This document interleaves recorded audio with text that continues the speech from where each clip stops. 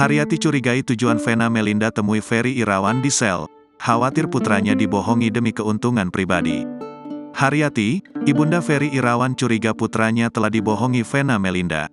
Sebagaimana diketahui bahwa Vena Melinda sempat menemui Ferry Irawan di sel tanpa didampingi pengacara.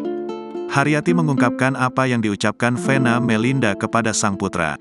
Ternyata Vena Melinda meminta Ferry Irawan untuk mengaku telah melakukan KDRT baru kemudian akan membebaskannya. Haryati merasa bahwa apa yang dilakukan Vena Melinda adalah sebuah permainan agar Ferry Irawan menerima ganjaran yang lebih besar. Apalagi Haryati merasa bahwa sang putra tidak pernah melakukan tindak KDRT. Ferry cerita bahwa ada Vena datang, terus katanya Ferry disuruh mengakui bahwa dia bersalah. Katanya, "Vena, nanti kamu bisa dibebaskan, tapi kamu harus bilang dulu baru dibebaskan."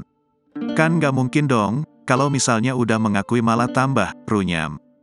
Jadi Ferry dibohong-bohongi, sementara Ferry tidak berbuat seperti itu.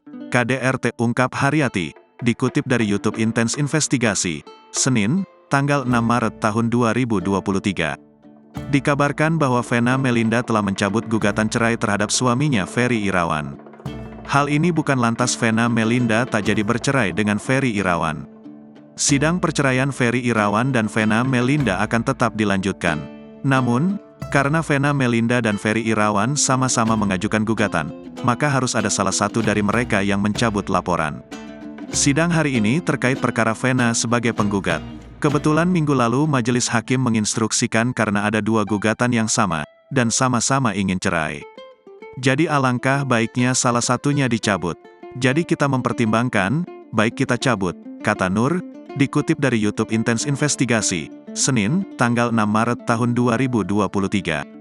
Oleh karena itu, pada Kamis, tanggal 2 Maret tahun 2023, Vena Melinda menjalani agenda pembacaan pencabutan perkara. Hari ini agendanya cuma masukin permohonan pencabutan. Langsung dibacakan juga oleh majelis hakim soal pencabutan perkara, lanjut Nur.